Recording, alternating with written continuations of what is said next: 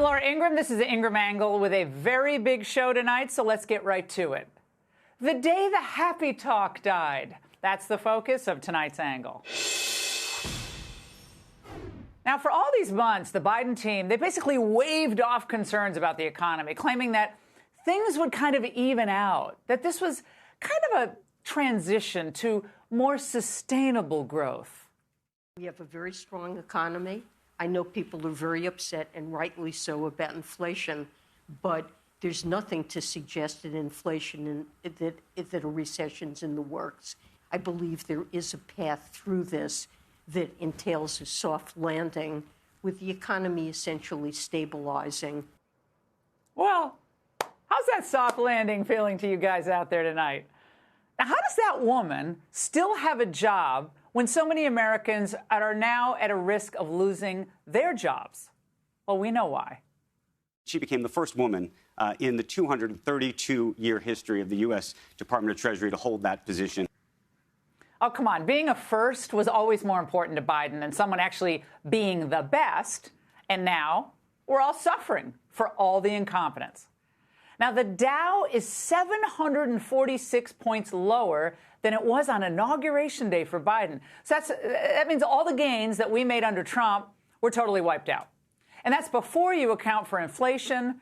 And by the way, things are about to get uglier. Walmart announced that it would only hire 40,000 retail staff for the holiday shopping period. Well, 40,000 sounds a lot, but until you realize that last year Walmart hired 150,000 holiday workers. Well, Biden, with his team of incompetence, starring in the, Grinches Who Stole Christmas? It looks like it. But in the updated take on the old classic, instead of a growing heart, Biden just has a shrinking brain. Russia shunned the non-proliferation ideals embraced by every other nation. The fact is, there is no Biden brain trust. It's only brain rust. They somehow convinced themselves, I guess, that they could trust the Fed to fix everything that was going on in the economy, no matter how much they spent. That no matter how much money they borrowed, printed, and wasted, there would just never be any consequences for Americans. But Larry Summers, of course, the old Obama Treasury Secretary, he saw this train wreck coming back in the spring of 2021.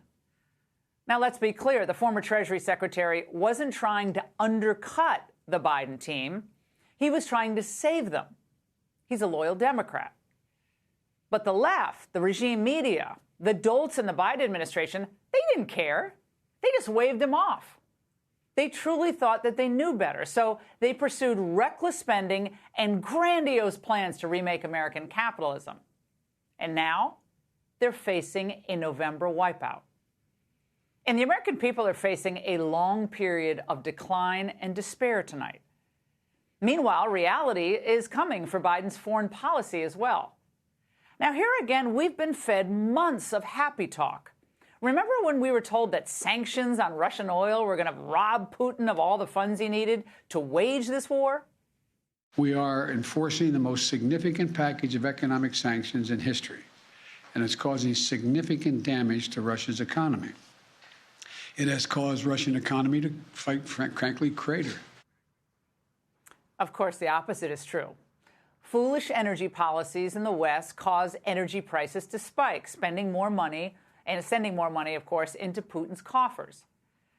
Now, Russia is getting a big assist at the same time from President Xi and John Kerry's friends at the CCP.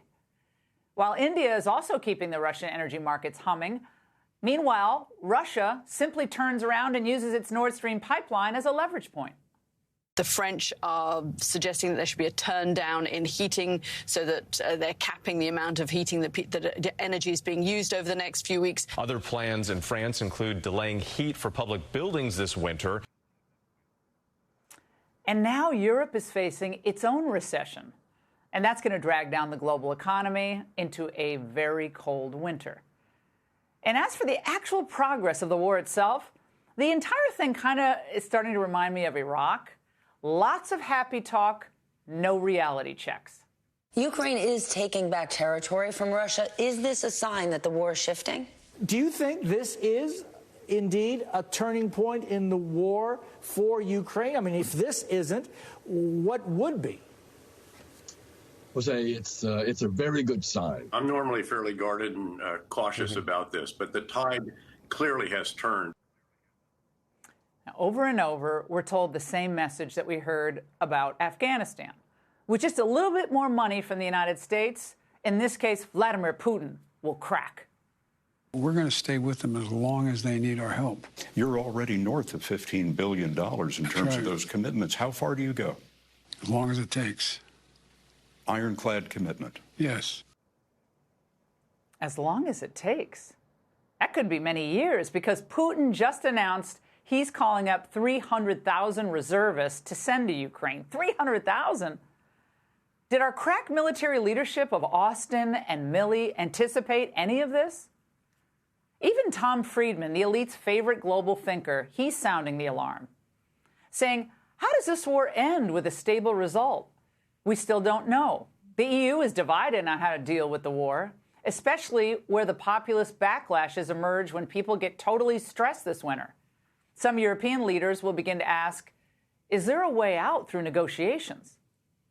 Well, it's a little bit late, don't you think, for the establishment to now tell us that the whole Ukraine saga may not have a happy ending? Remember, the Angle was warning you in March about the risks of a Biden proxy war. Because history shows that the longer a war lasts, the more costly it is. U.S. policymakers have to be very careful to make sure we do not end up in a worse position when this is all over. But the American people must be told that the risks of escalating things with Russia are not negligible. It may, in fact, draw us even closer to a direct confrontation with Russia, which, as we all know, is a nuclear power. And today, we inch closer to the nuclear cliff.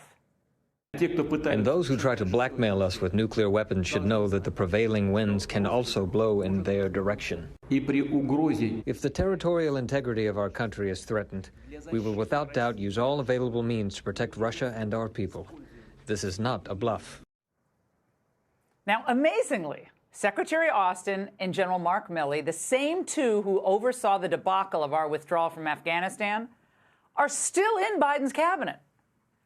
But incompetence gets people killed here, and the Pentagon is still putting American lives at risk. This time, not just dozens outside of an airport, but perhaps millions here at home. Now, we all want the best for the Ukrainian people. They've suffered greatly. It's a terrible tragedy. But you can't run U.S. foreign policy on emotion alone. And by the way, one poll more than any other, looking toward the midterms, may be the bellwether for the prospects of the Democrats. 64% of the country now say that we're headed in the wrong direction. And this is a good time to remember what Biden promised on the campaign trail. I said I'm running for 3 reasons. 1, to restore the soul of America, the decency and honor of this country. 2, to rebuild the backbone of the country. The backbone of the country are the working women and men, the middle class. The 3rd reason I ran was to unify the country, to unify it. Well, the country's getting unified, all right, really united. We're getting united behind the idea that Biden and the Democrats are dragging us down a rat hole. No amount of happy talk by them, by their press pals, are going to change those facts. Now, the voters may not agree with Republicans on everything, we know that, but they hate what the Democrats are doing to America. And that's the Angle. Hey, Sean Hannity here. Hey, click here to subscribe to Fox News YouTube page and catch our hottest interviews and most compelling analysis. You will not get it anywhere else.